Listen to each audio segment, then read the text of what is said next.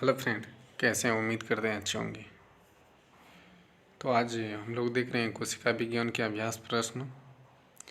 इसमें 130-35 के आसपास क्वेश्चन है।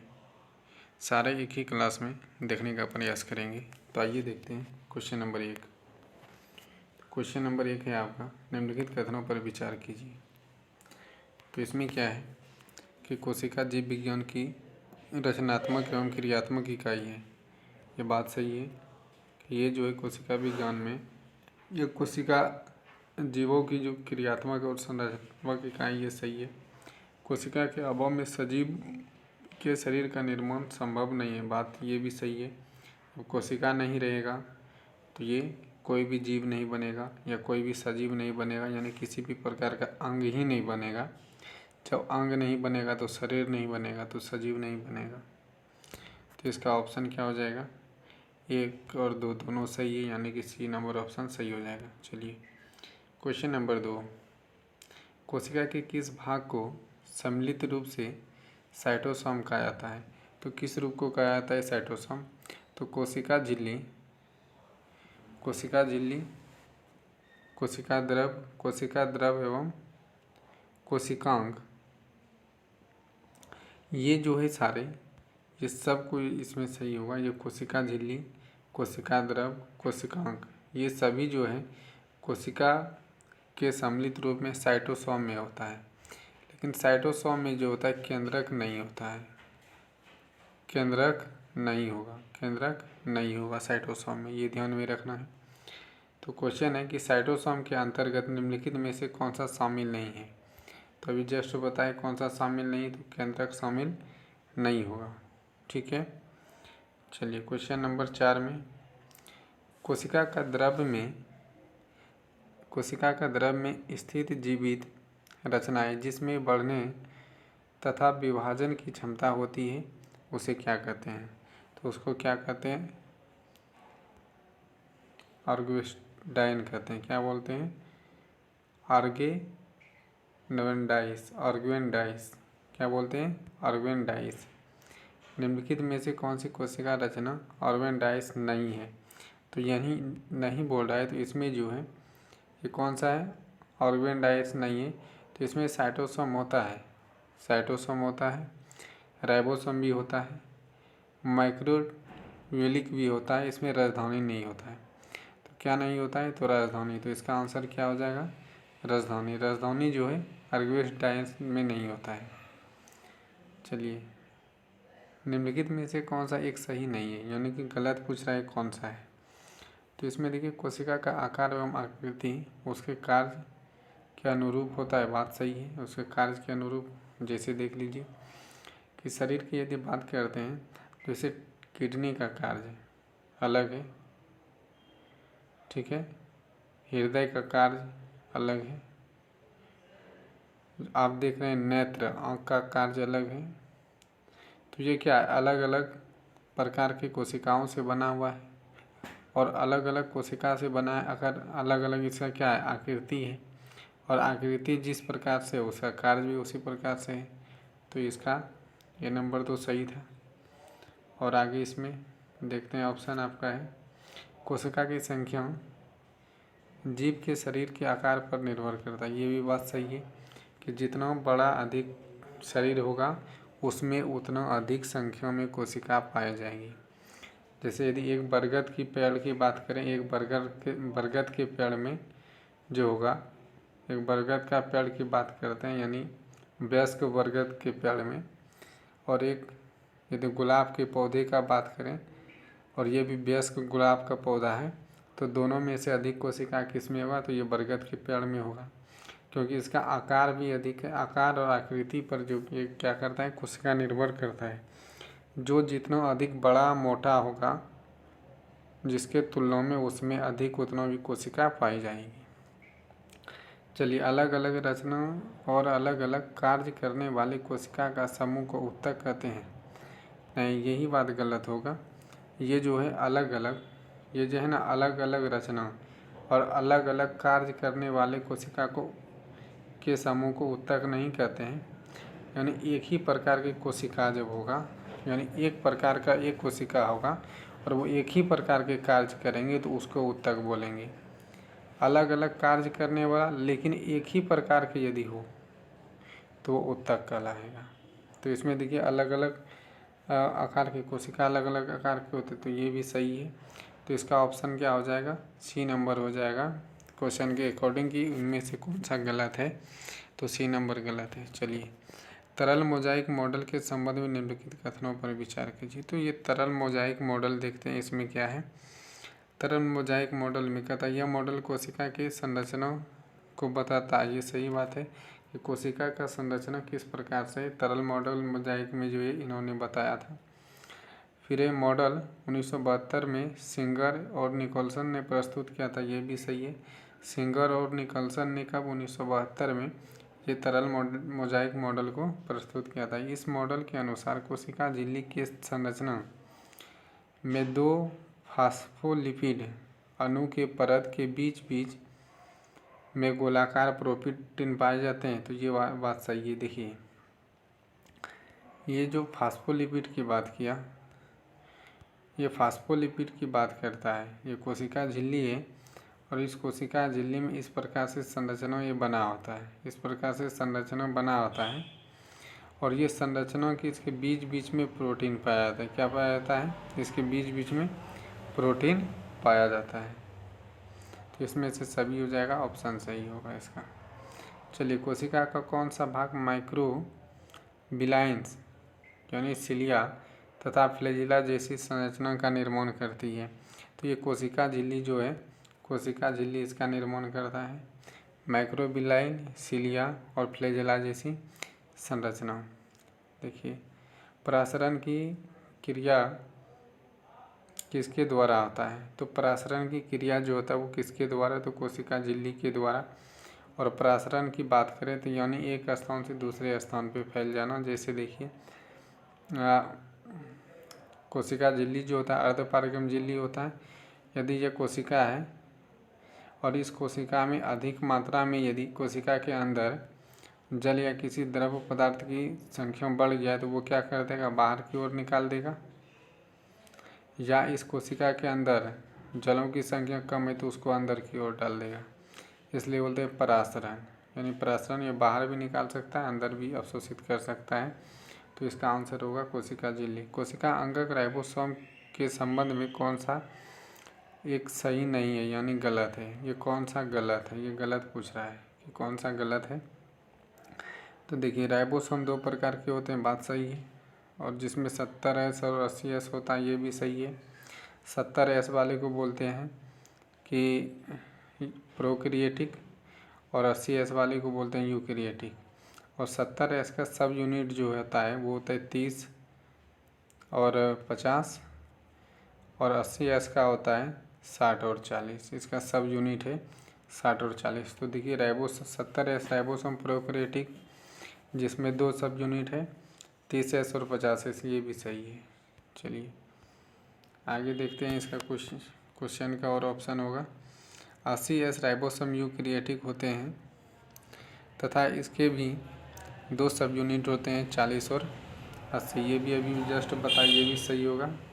तो राइबोसोम प्रोटीन तथा लिपिड के बने होते नहीं, ये प्रोटीन और लिपिड का नहीं बना होता है। प्रोटीन रहता है लेकिन लिपिड के स्थान पे यदि यहाँ पर दे देता RNA तो ये सही हो जाता है। RNA, क्या RNA। तो राइबोसोम जो बना होता है वो किसका बना होता है, लिपिड ये प्रोटीन और RNA का बना होता है। किसका, प्रोटीन और राइबोसोम का RNA का बना होता है। देखिए, प्रोकैरियोटिक कोशिका में माइटोकॉन्ड्रिया के स्वदृढ़ कौन सी रचना पाई जाती है जो शोषण तथा कोशिका विभाजन का कार्य करती है। इसमें जो कार्य करता है ये कौन को करता है, मीसोसोम। क्या, मीसोसोम जो है इसका विभाजन करता है। कोशिका जो वो शोषण का कार्य करता है उसका विभाजन कौन करता है, मीसोसोम करता है, मीसोसोम, याद रखिएगा।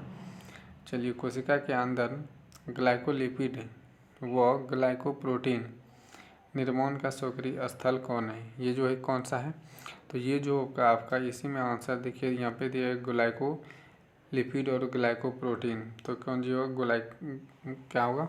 गोल्जी का है। क्या होगा? गोल्जी का है। इसमें ग्लाइकोलिपिड और ग्लाइकोप्रोटीन की बात करेगा, गोल्जी का है। चलिए, और यही गोल्जी काय को बोलता है ट्रैफिक, यानी सूचना ये भी प्रदान करता है। निम्नलिखित में से कौन सा कोशिका संरचना कोशिका परिवहन तंत्र का निर्माण करती है तथा केंद्रक से कोशिका द्रव में आनुवंशिक पदार्थ को ले जाने का कार्य या पथ बनाती है? तो ये कौन बनाता है? आइए हम बताएं। ये जो होता है अंतर्द्रव जालिका। कौन? अंतर्द्रव जालिका। कौन करता है? अंतर्द्रव जालिका। निम्नलिखित कथनों पर विचार कीजिए। तो इसका मतलब है कि इसमें कोड दिया हुआ है, इसके सहायता से इसमें बताना है कि कौन सा सही है और कौन सा गलत है। तो देखिए, चिकनी अंतर्द्रव जालिका प्रोटीन की संश्लेषण तथा स्रवण में भाग लेता है? नहीं, ये प्रोटीन का संश्लेषण नहीं, इसमें लिपिड का संश्लेषण होता है। अंतर्द्रव जालिका जो चिकना वाला होगा, चिकना वाला जो होगा उसमें जो होगा लिपिड का अवशोषण होता है।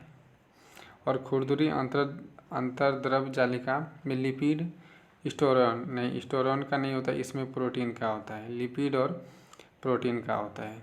देखिए, इसमें जो होता है ये कोशिका है और कोशिका में ये केंद्रक है। अब इससे जुड़े बहुत सारे इसमें क्या है, बहुत सारे इस प्रकार से क्या है कोशिकाएं हैं, जुड़ा हुआ एक दूसरा है। तो ये जो इसका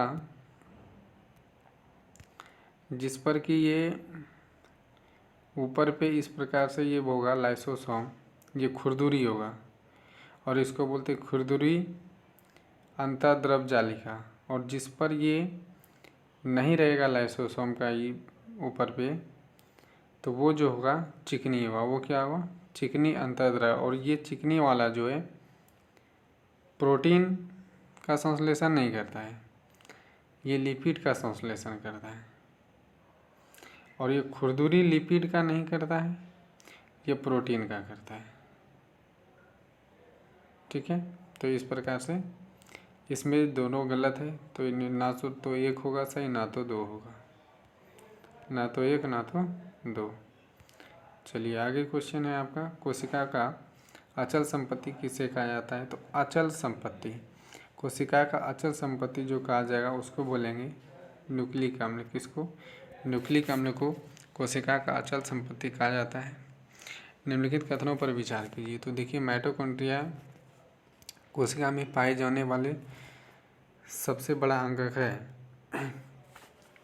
तो ये जो है सबसे बड़ा अंगक नहीं होगा, क्योंकि इसका जो सबसे बड़ा अंगक होता है वो जो होता है प्लास्टेड होता है। वो क्या होता है? प्लास्टेड। यानी माइटोकॉन्ड्रिया कोशिका में पाए जाने वाला जो सबसे बड़ा अंगक नहीं होगा। सबसे बड़ा अंगक कोशिका का जो होता है वो होता है प्लास्टेड होता है। हरित लवक को कोशिका का रसोई घर कहा जाता है। एकदम सही बात है। इसलिए कहा जाता है कि जब हरित लवक रहेगा कोशिका के अंदर तो वो क्या करेगा? सूर्य के प्रकाश को ग्रहण करेगा और वहाँ पर भोजन तैयार करके पूरे पौधों में क्या करेगा? संचालित करेगा। गोल्जी काय को कोशिका के अणुओं का ट्रैफिक कंट्रोलर कहा जाता है। ये भी बात सही है, अभी हम बताएं। तो इसमें क्या हो जाएगा? 2 और 3 किस्में, तो ऑप्शन नंबर बी सही हो जाएगा। निम्नलिखित कथनों पर विचार कीजिए। तो इनमें से इसका मतलब है कि इनमें से कौन सा सही होगा या गलत होगा, तो यही करना है। तो देखिए, डीएनए को आनुवंशिक पदार्थ कहा जाता है। सही बात है, आनुवंशिक पदार्थ कहा जाता है। जीन को आनुवंशिक इकाई कहा जाता है, जीन को आनुवंशिक इकाई कहा जाता है, ये भी सही है। तो चलिए, कथन इसका यहाँ पे दिया होगा और भी इसमें ऑप्शन, इसमें ऑप्शन है उपयुक्त में से कौन सा कथन सही है? तो दोनों इसका सही था, तो दोनों सही था, तो सी नंबर हो जाएगा। कोशिका के अंदर निम्नलिखित में से कौन सा कार्य गोल्जी काय नहीं करता है? ये गोल्जी काय नहीं करता है, तो गोल्जी काय अंतः कोशिका पाचन नहीं करता है। अंतः कोशिका पाचन नहीं करता है। जब अंतः कोशिका पाचन नहीं करता है तो ये अंतः कोशिका पाचन ये लाइसोसोम करता है। कौन करता है? लाइसोसोम करता है। ये गोल्जी काय जो है गोल्जी का अंतः शोषण नहीं करता, ये लाइसोसोम करता है। चलिए 19 नंबर क्वेश्चन आपका होगा, निम्नलिखित में कौन सा विकल्प सही सुमेल नहीं है। यानी कहता है कौन सा सुमेल नहीं है। तो ये कोशिका का पावर हाउस माइटोकॉन्ड्रिया को कहा जाता है, सही है। सबसे बड़ा अंगक लवक है, ये भी बात सही है। अंगक पूछ रहा है, लवक है। आत्महत्या की थैली लाइसोसोम को कहते हैं। और देखिए पैलेट कण, ये पैलेट कण जो है किसको बोलते हैं, ये पैलेट कण जो बोलते हैं स्फेरोसोम को नहीं बोलते हैं। स्फेरोसोम नहीं होगा, इसमें जो होगा राइबोसोम होगा। क्या होगा, राइबोसोम। राइबोसोम को जो कहेंगे वो क्या बोलेंगे, पेलोड कण। पेलोड कण किसको कहा जाता है, राइबोसोम को पेलोड कण के नाम से जाना जाता है। निम्नलिखित में से कौन सा अर्धस्वायत्ता कोशिकांग है। अर्धस्वायत्ता कोशिकांग कौन सा है, तो अर्ध कोशिका जैसे ही बोलेगा हरित लवक दिया हुआ माइटोकॉन्ड्रिया, इनमें से दोनों सही हो जाएगा। अर्ध स्वायत्ता कोशिकांग तो माइटोकॉन्ड्रिया और हरित लवक दोनों हो जाएगा।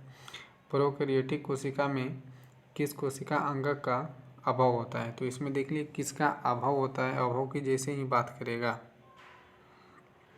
और ये प्रोकैरियोटिक है, जैसे ये प्रोकैरियोटिक की बात कर रहा है, इसका मतलब है इसमें प्रोकैरियोटिक यानी पेड़ पौधे वाला हो जाएगा।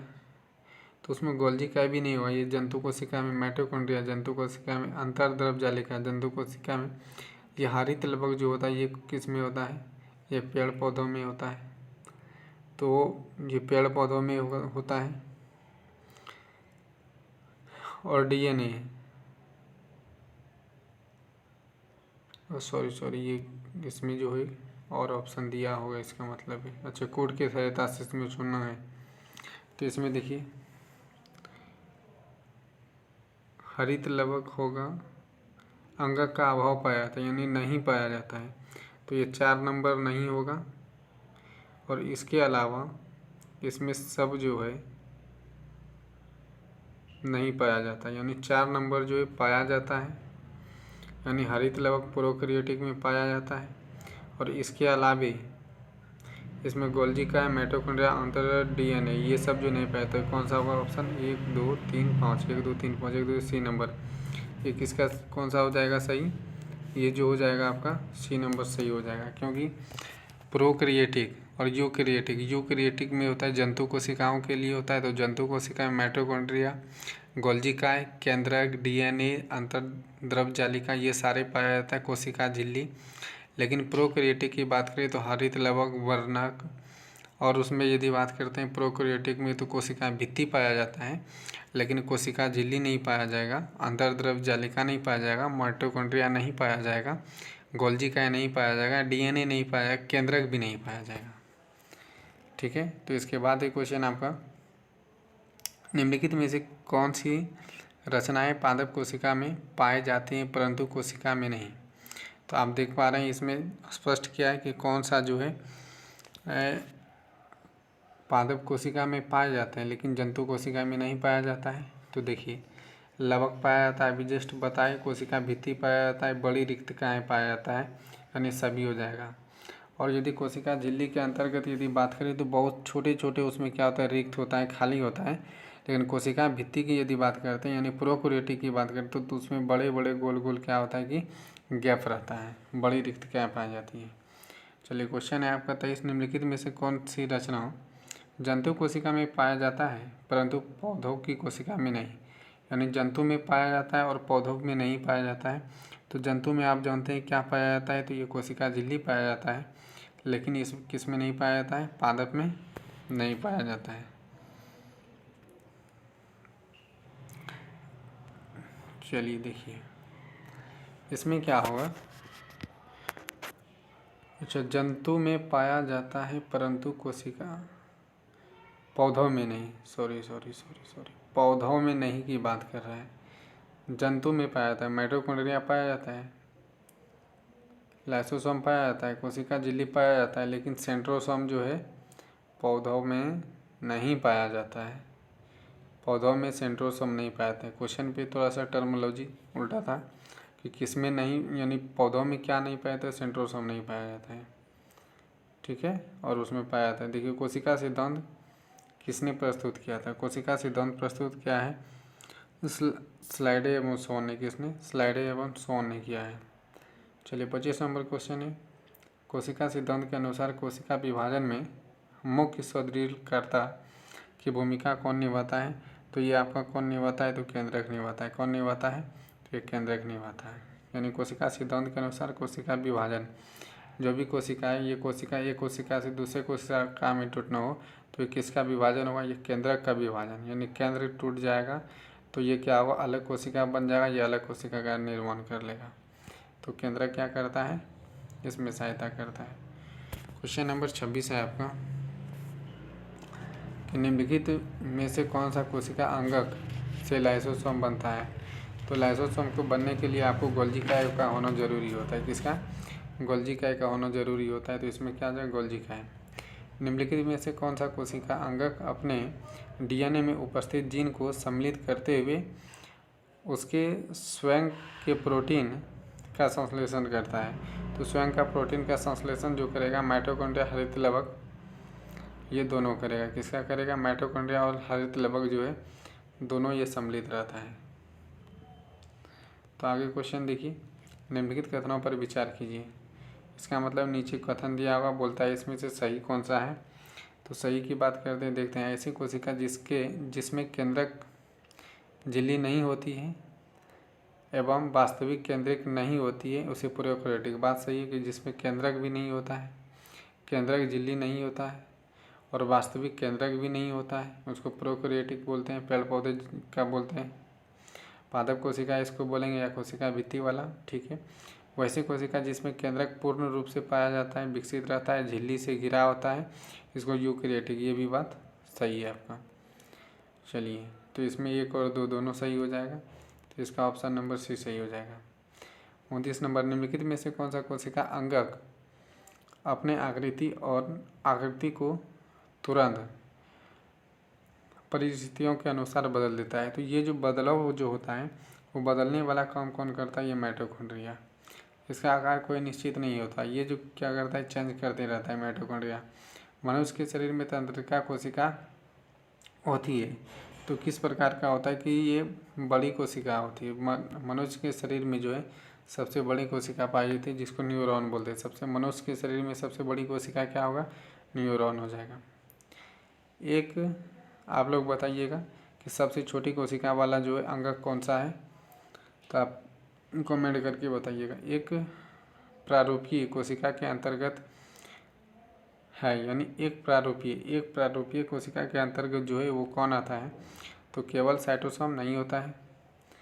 कोशिका केंद्रक, कोशिका द्रव और केंद्रक नहीं कोशिका झिल्ली केंद्रक नहीं, साइटोसोम और केंद्रक। कौन होता है? साइटोसोम और केंद्रक होता है। एक देखिए प्रारूपीय, यानी एक ही प्रकार का जो होने वाला है वो किसमें? साइटोसोम और केंद्रक के कारण होता है। चलिए देखिए, सेंट्रोसोम विशेष रूप में भाग लेता है। सेंट्रोसोम जो है विशेष रूप से भाग लेता है, वो कोशिका विभाजन में क्या करता है? ये कोशिका का विभाजन करता है। सेंट्रोसोम कोशिका का विभाजन करने में मदद करता है। कोशिका यांत्रिकी सहायता पाता है, यानी कि जो कोशिका यांत्रिकी है वो किससे सहायता पाता है? तो ये अंतर्द्रव जालिका से। किससे पाता है? अंतर्द्रव जालिका से पाता है। ये अंतर्द्रव जालिका से पाता है। 70S राइबोसोम पाया जाता है प्रोकैरियोटिक, और यूकैरियोटिक में कितना होगा? 80S होगा। इसका सब यूनिट कितना होगा? 60 और 40 होगा। और प्रोकैरियोटिक में कितना? 70, और ये कितना होगा? 30 और 50 का सब यूनिट होगा। कितना? 30 और 50 इसका सब यूनिट होगा। चलिए, क्वेश्चन नंबर आपका है अभी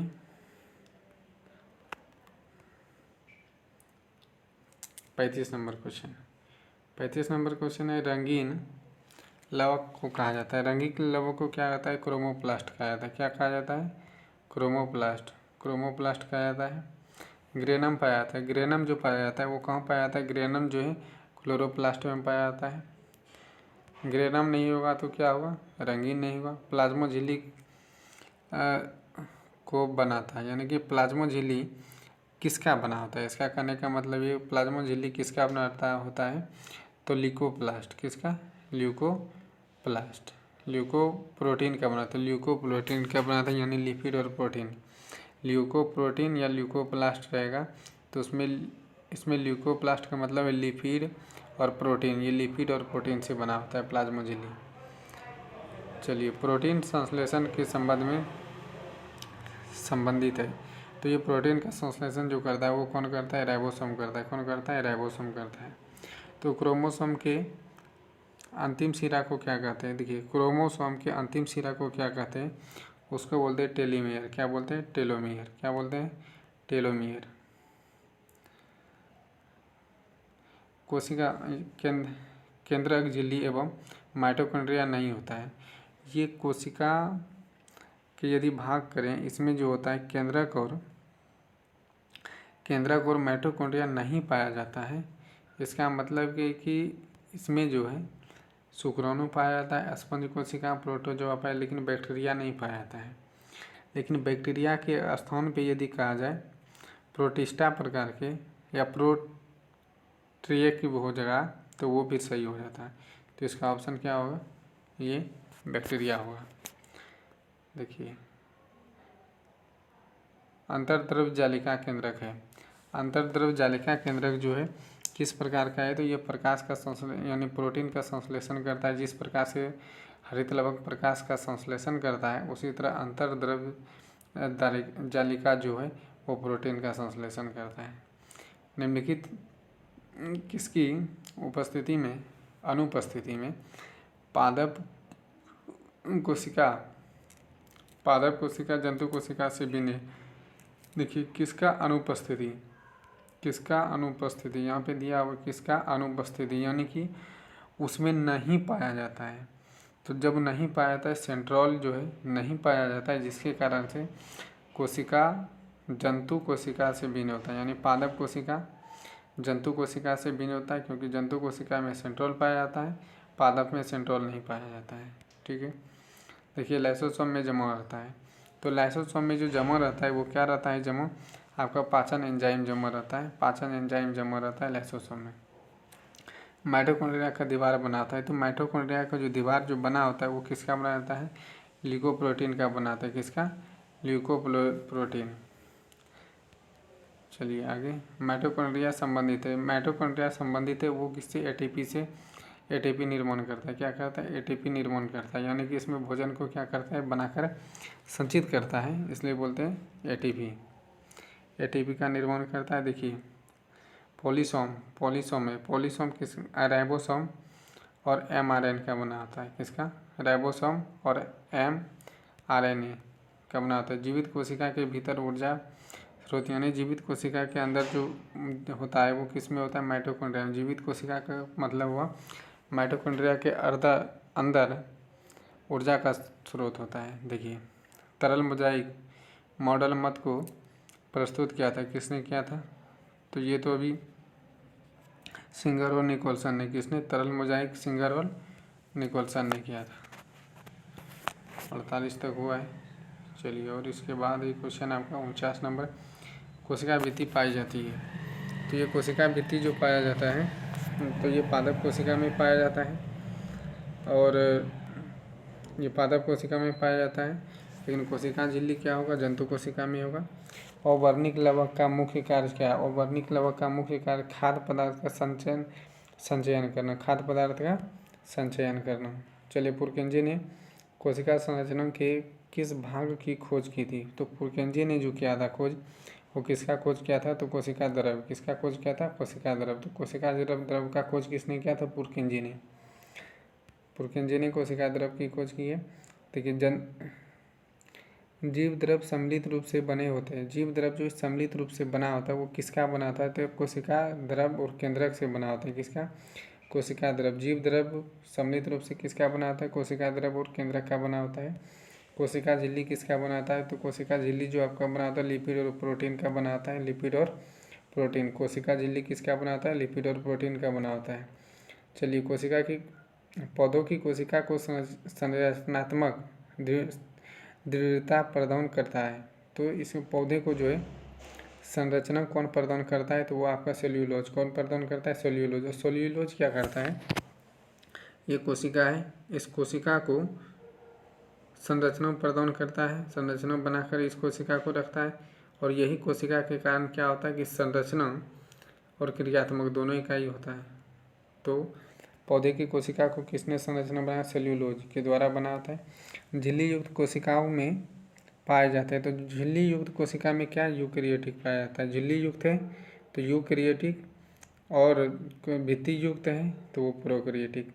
किस प्रकार की झिल्ली नहीं पाई जाती है, तो ये कहता है किस प्रकार की झिल्ली नहीं पाया जाता है, तो यानी इसका कहने का मतलब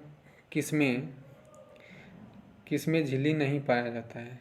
तो ये जो जीवाणु होगा, जीवाणु में झिल्ली नहीं पाया जाता है, कोशिका झिल्ली नहीं पाया जाता है, जीवाणु में कोशिका झिल्ली नहीं पाया जाता। ER की बाहरी यानी इंडोप्लाज्मिक रेटिकुलम की बाहरी झिल्ली के ऊपर अवस्थित रहते हैं। तो इसके ऊपर जो रहता है वो क्या रहता है, राइबोसोम अवस्थित रहता है। क्या रहता है, राइबोसोम। अभी हम बताए थे कि ये जो है इस प्रकार से बना हुआ, ये केंद्रक है, इसके बीच में जाली नुमा जो बना हुआ है, इस प्रकार के जाली नुमा, और इसके ऊपर पे जो छोटा छोटा कण रहता है जिसको बोलते हैं खुरदरी अंतर्द्रव जालिका, और जिस पर नहीं उसको क्या बोलते हैं कि चिकनी द्रव जालिका।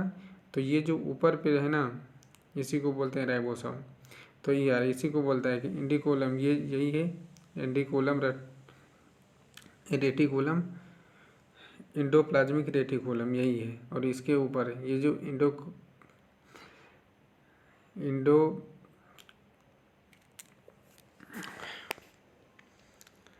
इंडोप्लाज्मिक रेटिकुलम, इसके बाहरी जो भाग पर क्या होता है, लाइसोसोम होता है। समझ में आ गया होगा। चलिए, वसा एवं क्रिस्टलोज संश्लेषण में भाग लेती है। तो अब बताना है कि वसा को, अभी हम इसके पहले बताए थे, वसा को जो संश्लेषित करेगा और इसको कोलेस्ट्रॉल को वो कौन करेगा, चिकना वाला, जिसमें कि राइबोसोम नहीं होता है, वो संश्लेषित क्या करता है कि वसा को। और राइबोसोम जो बना होता है, राइबोसोम किसका बना होता है, तो राइबोसोम आप जानते हैं कि RNA और प्रोटीन का बना होता है। किसका, राइबोसोम RNA और प्रोटीन का बना होता है। और यदि इसमें खुरदुरी ER की बात करें तो यानी इंडोप्लाज्मिक रेटिकुलम, ये जो करता है क्रिस्टल और ये प्रोटीन का, ये क्या करता है, संश्लेषित करता है। तो चलिए आगे क्वेश्चन आपका,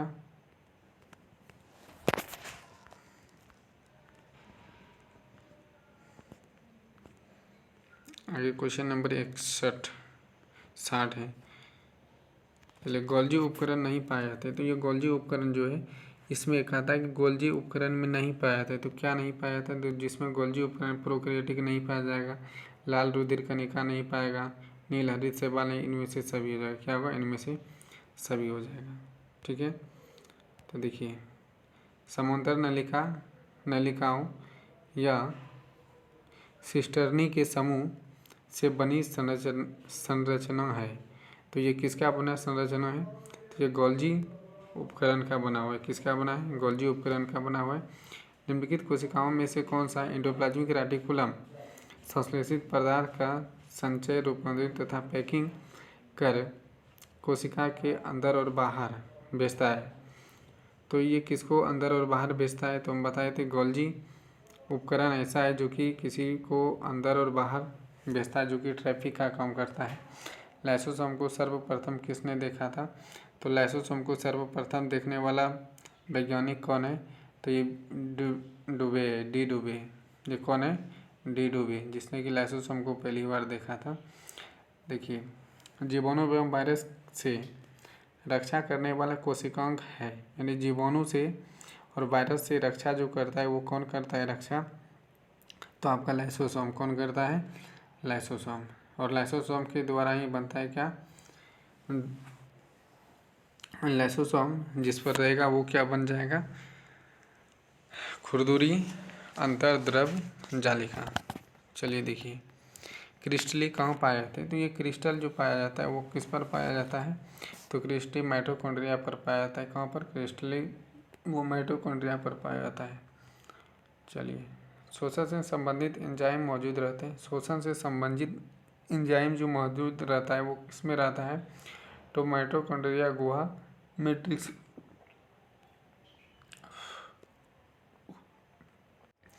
माइटोकॉन्ड्रिया गुहा मैट्रिक्स में पाया जाता है। रंगहीन एवं श्वेत प्लेस्टेट को क्या कहते हैं? तो देखिए, इसमें रंगीन और श्वेत प्लेस्टेट को क्या कहते हैं? ल्यूकोप्लास्ट कहते हैं। क्या बोलते हैं? ल्यूकोप्लास्ट। एक मिनट। चलिए, क्वेश्चन नंबर 68। क्लोरोप्लास्ट के भीतर पाए जाने वाले तरयुक्त गुहा को क्या बोलते हैं? इसके अंदर छुपाई इसको क्या बोलते हैं? तो स्टोमा बोलते हैं। क्या बोलते हैं? स्टोमा। क्लोरोप्लास्ट के भीतर पाए जाने वाले तरल युक्त गुहा को क्या बोलते हैं? स्टोमा बोलते हैं। चलिए, क्वेश्चन नंबर होता है, कोशिका का वर्णनात्मक पारगम होती है क्योंकि। अच्छा, इसमें यही दिया हुआ है। तो वर्णनात्मक का मतलब होता है अर्धपारगम। क्या होता है? अर्धपारगम। इसका मतलब ये होता है, वर्णनात्मक का मतलब अर्धपारगम। तो इसमें देखते हैं कौन सा कथन सही होता है। तो कहता है, यह वर्णित जैव अणु से बनी होती नहीं। फिर है, यह उच्चतर सांद्रण वाले क्षेत्र से नियंत्रण सांद्रण वाले क्षेत्र की और कुछ पदार्थ का अभिगमन नहीं करते। ये गलत कर दिया, करती है। ये जो उच्च से निम्न की ओर संस्तर करता है, यानी उच्च से निम्न की ओर प्रभावित होता है। जैव कणों अणुओं का संचालन केवल विशिष्ट सांद्रण द्वारा होता नहीं, साधारण सांद्रण द्वारा भी होता है संचालन। तो ये भी गलत हो गया।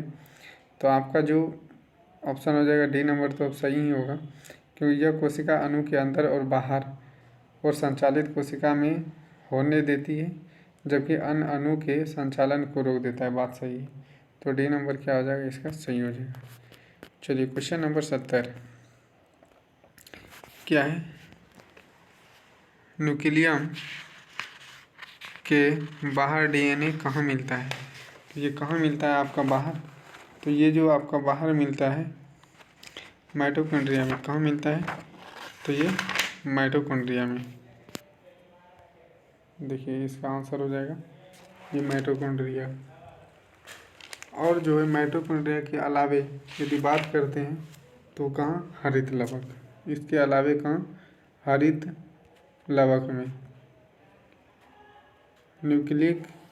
न्यूक्लियम के बाहर डीएनए कहाँ मिलता है? तो माइटोकॉन्ड्रिया और हरित लवक में मिलता है।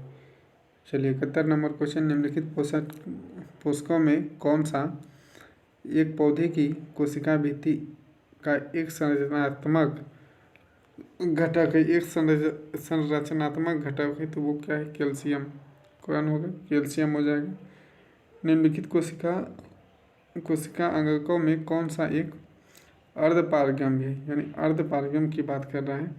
अर्धपारगम जो होगा वो क्या होगा? कोशिका झिल्ली, प्लाज्मा झिल्ली।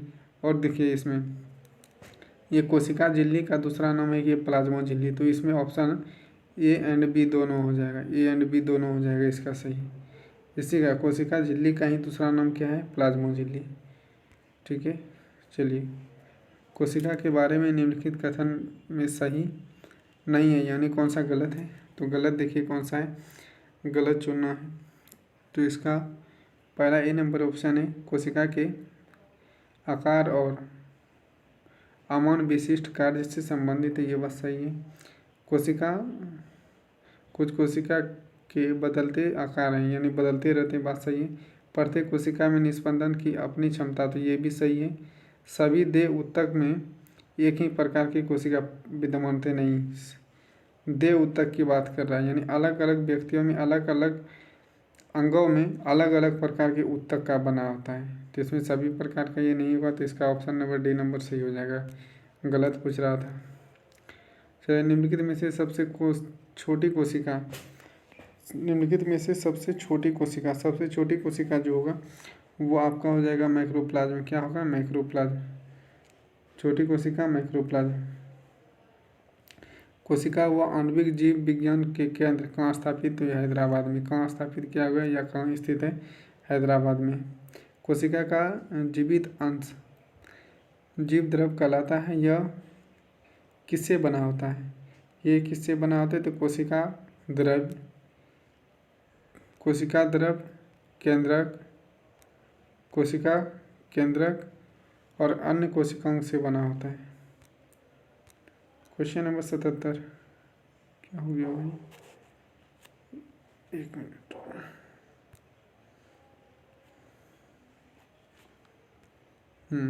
चलिए क्वेश्चन नंबर 77 है, सर्वाधिक संख्या 2n के गुणसूत्र में पाए जाते हैं।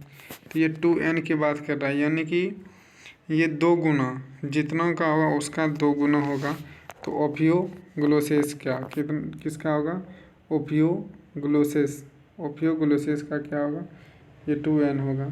वास्तविक केंद्रक किसके अनुपस्थिति होता है? यानी वास्तविक कोशिका में जो होता है वो किसका उपस्थिति होता है?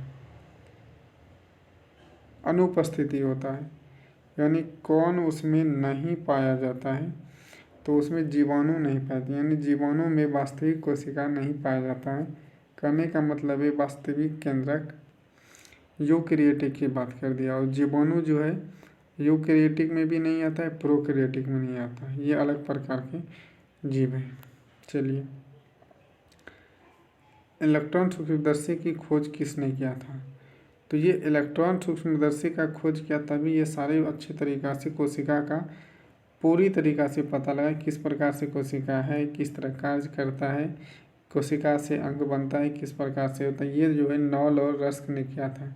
इलेक्ट्रॉन सूक्ष्मदर्शी का खोज ये आपका नॉल और रस्क ने किया था। किसने? लॉन और रस्क ने किया था।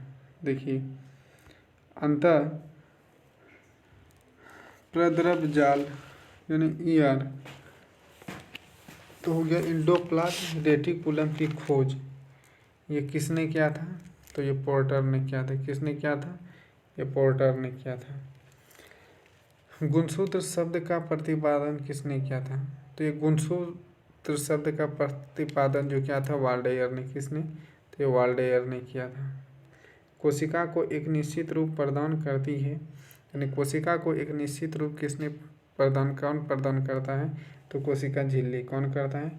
कोशिका झिल्ली। कोशिका द्रव में उपस्थित महीन शाखित झिल्लीदार और अनियमित नलिका का घना जाल क्या कहलाता है? तो ये देखिए, इसमें थोड़ा सा ध्यान दीजिए। ये हम बताए थे, कोशिका इसका केंद्रक है। इसी में इस प्रकार से कुंडलित छोटा छोटा छोटा इस प्रकार से क्या है? जालीनुमा बना हुआ है, और इसी को बोलते हैं अंतःप्रद्रवी जालिका। लेकिन इसमें भी 2 प्रकार के हम बताएं कि ये भी 2 प्रकार से होता है। एक जो होता है जिसके ऊपर पे ये लाइसोसोम पाया जाता है, इस प्रकार से कण छोटे छोटे, और एक सरल होता है। तो ये चिकना होता है और ये खुरदुरी होता है। तो इसमें बोला अनियमित नालिका। अनियमित नालिका किस में होगा? झिल्लीदार है, शाखित है। शाखित यानी ये बहुत इसमें एक दूसरे से जुड़ा हुआ है। महीन भी है, बहुत पतला पतला है नलिका। तो वो कौन है?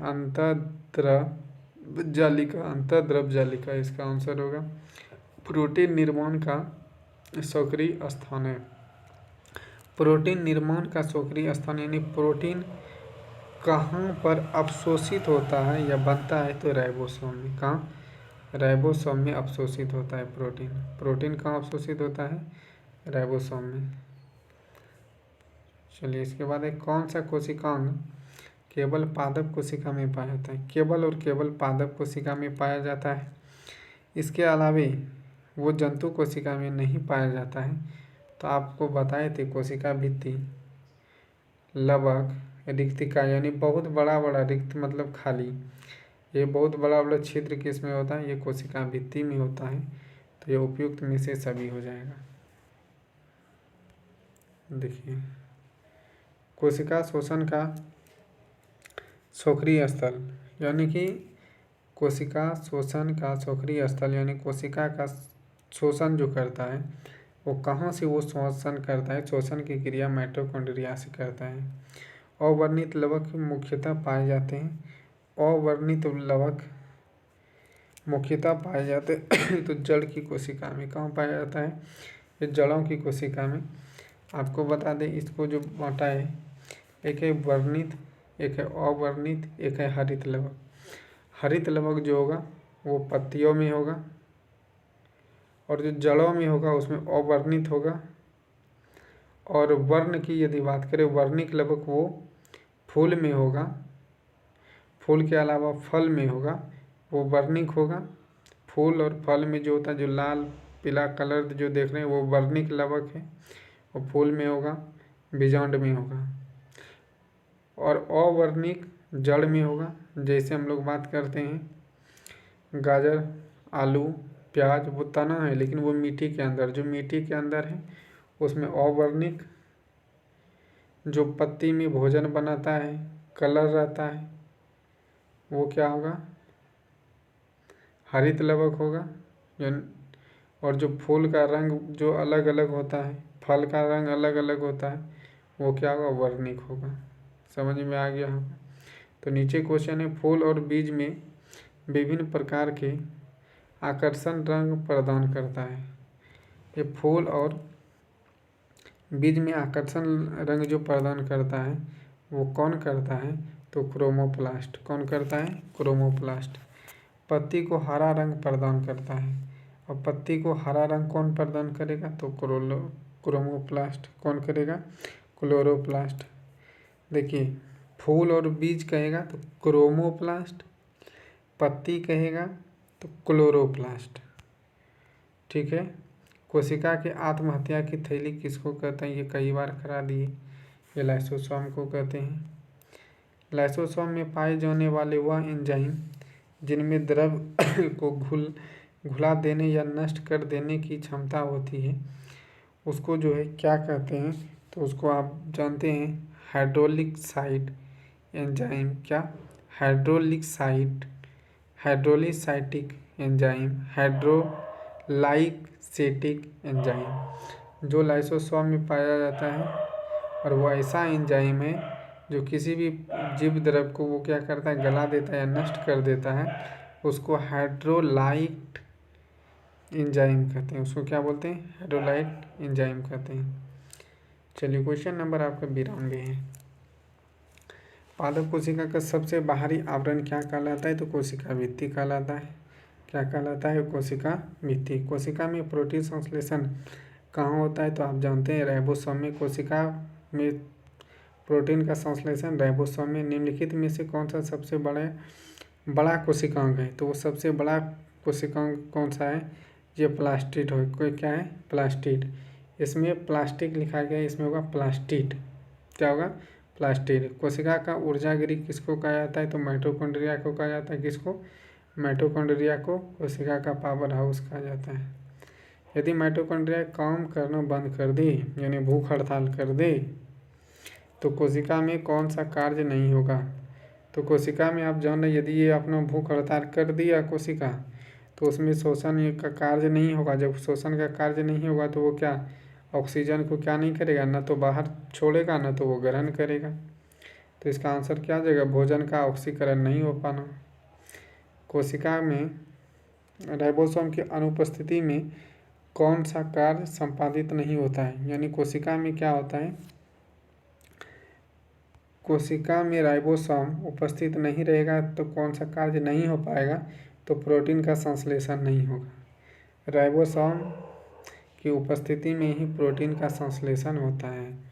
राइबोसोम ही प्रोटीन का संश्लेषण करता है। कौन सा संरचना जंतु कोशिका को वनस्पति कोशिका से विभेदित करता है? विभेदित करने का मतलब कि अलग करता है। तो कौन सा? इसको हम 3 बार ये हो गया। ये सेंट्रियोल करता है। ये कौन करता है? सेंट्रियोल। सेल नाम किस जीव वैज्ञानिक ने सर्वप्रथम दिया? सेल।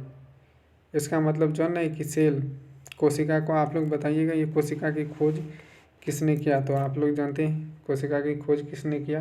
5-6 बार बता दिया आप लोग, उसको बताइए। तो ये रॉबर्ट हुक ने क्या दिया था? कोशिका का नाम दिया था। देखिए, न्यूक्लियस की खोज सर्वप्रथम किसने किया था? न्यूक्लियस की खोज सर्वप्रथम यानी केंद्रक का खोज जो है सर्वप्रथम किसने किया था? तो ब्राउन ने किया था। किसने किया था? ब्राउन ने। केंद्रक का खोज किसने किया था? ब्राउन ने किया था। डीएनए द्विहेलिक प्रारूप को पहली बार किसने प्रस्तावित किया था? वाटसन और क्रिक ने। किसने किया था? द्विहेलिक वाटसन और क्रिक ने किया था। देखिए, जीवन का भौतिक आधार है, यह किसका कथन है? ये जीव द्रव जो है जीवन का भौतिक आधार है, ये किसका कथन है? तो आप लोग जानते हैं, ये हम बताए हैं कि हेक्सले ने। किसने? हेक्सले ने ये आधार को बताया है। ये कथन हेक्सले का है। चलिए, और कुछ क्वेश्चन है उनको भी साथ साथ करेंगे। जीव द्रव शब्द का प्रयोग सर्वप्रथम किसने किया था? तो पुरकेंजे ने किया था। किसने किया था? ये पुरकेंजे ने किया है जीव द्रव का पहली बार शब्द का प्रयोग। माइटोकॉन्ड्रिया किसके अनुपस्थिति होता है? यानी माइटोकॉन्ड्रिया में किसका अनुपस्थिति होता है? तो जीवाणु का अनुपस्थिति होता है। ये हम बताए थे कि जीवाणु में क्या नहीं पाया जाता है। यहाँ इसका कहने का मतलब जीवाणु में क्या नहीं पाया तो माइटोकॉन्ड्रिया नहीं होगा। माइटोकॉन्ड्रिया का भीतरी बलन कहलाता है, यानी कि भीतरी हिस्सा क्या कहलाता है? तो क्रिस्टली क्या कहलाता है? क्या कहलाता है? क्रिस्टली कहलाता है। कोशिका भित्ति होती है। कोशिका भित्ति जो होता है अर्धपारगम झिल्ली होता है। कैसा? सॉरी कोशिका झिल्ली रहता तो अर्धपारगम झिल्ली होता, लेकिन कोशिका भित्ति है, इसमें बहुत बड़ा बड़ा छेद रहता है, होल होता है, तो यह पारगम झिल्ली हुआ। क्या होगा? पारगम झिल्ली। यदि कोशिका यहाँ पर झिल्ली रहता, कोशिका झिल्ली, तो इसमें क्या होता कि ये जो है अर्धपारगम झिल्ली होता है। चलिए, लाइसोसोम कार्य करते हैं। ये लाइसोसोम जो कार्य करता है वो किसका? अंत कोशिका पाचन क्या करता है? अंत कोशिका पाचन करता है। लाइसोसोम अंत कोशिका पाचन करता है, जिसमें अभी बताए थे कि लाइसोसोम क्या करता है, लाइसोसोम के कारण ही वहाँ पर खुरदुरी अंतर द्रव जालिका बन जाता है और चिकना द्रव जालिका बन जाता है, जिसको ER बोलते हैं, इंडोप्लाज्मिक रेटिकुलम। तो कौन सा अंग या प्राय जंतु कोशिका में उपस्थित होता है? ये जो है कौन सा उपस्थित होता है? तो ये लवक, सॉरी इसमें क्या है? नहीं होता है उपस्थित। कौन सा अंग जंतु कोशिका में नहीं रहता है? तो लवक जो होता है वो जंतु कोशिका में नहीं होता है, ये पादप कोशिका में होता है। इसके अलावे सब जंतु कोशिका में पाए जाते हैं। देखिए, प्रोग्रेमड सेल थ्रेड का कोशिका यानी कोशिकीय एवं आणविक नियंत्रण क्या कहलाता है? तो आणविक नियंत्रण जो कहलाता है वो एपोसेप्टिक कहलाता है। क्या कहलाता है? एपोसेप्टिक। क्या? एपोसेप्टिक। कौन सा कोशिकांग प्रोटीन संश्लेषण की प्रमुख भूमिका निभाता है? कोशिका का वह कौन सा कोशिकांग प्रोटीन संश्लेषण में प्रमुख भूमिका को निभाता है? तो ये निभाने वाला एंडोप्लाज्मिक रेटिकुलम और राइबोसोम है। एंडोप्लाज्मिक रेटिकुलम और राइबोसोम प्रोटीन का संश्लेषण करता है। ये बहुत बार क्वेश्चन हो गया कि प्रोटीन का संश्लेषण कौन करता है? तो ER और राइबोसोम। निम्नलिखित में से कौन सा कोशिकांग DNA रखता है? तो DNA जो रखता है वो कौन रखता है? ये भी हम बता दिए हैं, माइटोकॉन्ड्रिया और लवक। कौन रखता है? लवक। ये DNA कोशिकांग DNA रखता है, तो माइटोकॉन्ड्रिया और लवक। गोल्जी काय का प्रमुख कार्य क्या है? तो आपका जान रहे ये गोल्जी काय का प्रमुख कार्य क्या है? तो ये जो करता है ये स्राव करता है। ये गोल्जी काय क्या करता है? यानी कोई भी पदार्थ एंजाइम है इसके अंदर, ये क्या करता है? इसको जब ज़रूरत होता है तो वो स्रावित कर देता है। गोल्जी काय का कार्य क्या है? ये स्रावित करना। चलिए, क्वेश्चन नंबर है आपका 113। देखिएगा, किसकी उपस्थिति के कारण किसी पादप कोशिका और पशु कोशिका में अंतर पाया जाता है?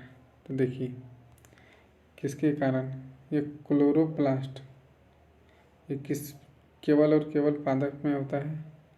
कोशिका भित्ति, ये भी केवल और केवल किस में होता है, पादप में होता है। तो इसका ऑप्शन अभी यहाँ से दोनों हो जाएगा, ए और बी दोनों होना चाहिए।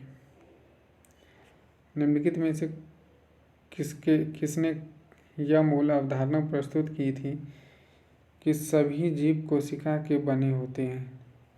तो ये सभी जीव कोशिका के बने होते हैं, ये किसने बताया था? तो ये बताने वाले दो वैज्ञानिक हैं, वो कौन है?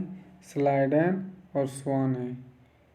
इन्होंने ही क्या बताया था कि कोशिका का जो है ये जीव बना होता है, यानी सभी जीव कोशिकाओं के द्वारा बना होता है। तो डी नंबर ऑप्शन सही हो जाएगा।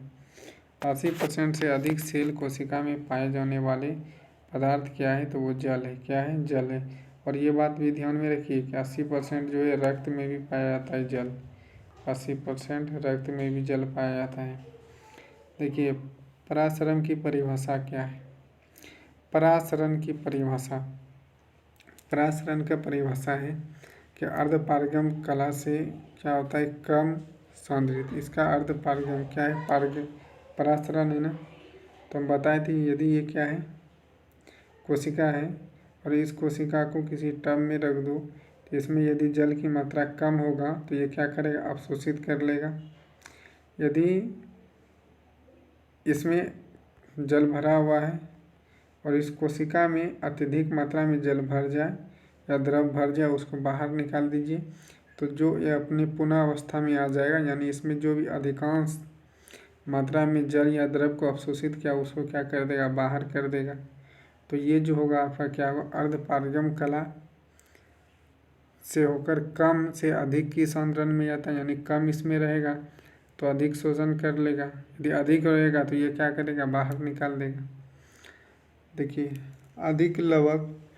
अधिक लवण वाले विलयन में एक कोशिका को रखने पर वह सिकुड़ जाती है। क्यों ये सिकुड़ जाता है? क्यों?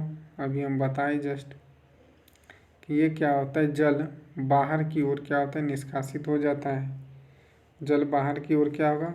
निकल जाएगा, यानी प्रसारण हो जाएगा। यदि एक कोशिका आकार में न्यूनीकरण यानी छोटा होगा तब वह एक विलयन में रख दिया जाए, तो ऐसे विलयन कौन क्या होगा? तो उसमें क्या होगा कि वो विलयन किस में रखेंगे? जिसका आकार छोटा हो जाएगा, तो हाइपरटोनिक में रखने से वो उसका आकार क्या होगा? न्यूनीकरण हो जाएगा, छोटा हो जाएगा। एक कोशिका आयतन में बढ़ती है जब यह रखी जाती है। इसका आयतन जो होगा कैसे बढ़ जाएगा? जब इसको कहाँ पर रखेंगे? अल्प परासरणी विलयन में रखेंगे तो इसका आकार में क्या होगा? वृद्धि होगा। बीज फूलते हैं जब जल में रखे जाते हैं, तो ये कारण क्या होता है कि अंतः शोषण के कारण क्या होता है? अंतः शोषण इसके अंतर्गत होता है और वो बीज फूल जाता है। चना क्या फूल जाना है ना, तो अंतः शोषण करता है। अंतर्ग्रहण, देखिए लकड़ी के बने दरवाजे के वर्षा ऋतु में फूल जाते हैं, ये भी क्या होगा? अंतः शोषण के कारण। परासरण में तो क्या होगा? यानी सिकुड़ जाएगा। उर्वरकों का अतिरिक्त मात्रा में प्रयोग पौधों की मृत्यु का होता है। कारण क्या है? इसका कारण है बाह्य, अरे कहाँ चला गया?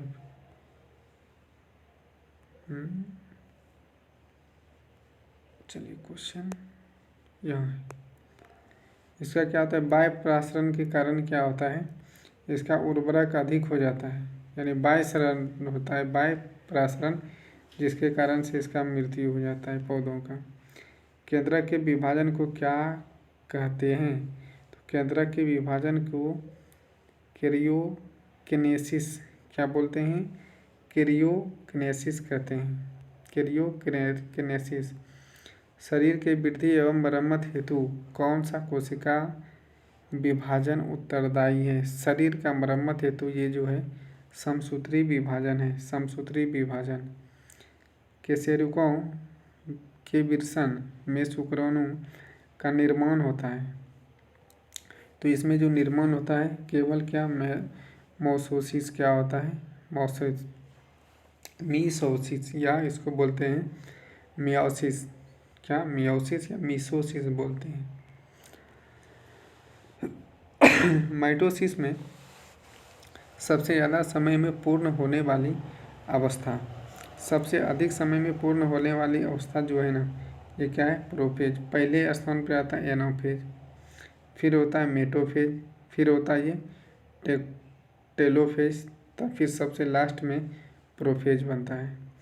पादप कोशिका में साइटोकिनेसिस किसकी सहायता से होता है? इसमें साइटोकिनेसिस जो होता है वो किसकी सहायता से, कोशिका पट्टिका की सहायता से। किसकी सहायता से? कोशिका पट्टिका की सहायता से। माइटोसिस के सबसे कम समय में पूर्ण होने वाली अवस्था, माइटोसिस का सबसे कम, तो एनाफेज अभी बताए थे कि पहले एनाफेज, फिर मेटोफेज, फिर टेलोफेज, फिर प्रोफेज, सबसे लास्ट में प्रोफेज और सबसे पहले एनाफेज। देखिए 201 कोशिका के माइटोसिस द्वारा कितने बार विभाजित होता है? 256 कोशिका बनेंगी। तो ये माइटोसिस जो है सबसे जो पहला वाला था उसमें क्या था, एनाफेज, और ये है मेटोफेज।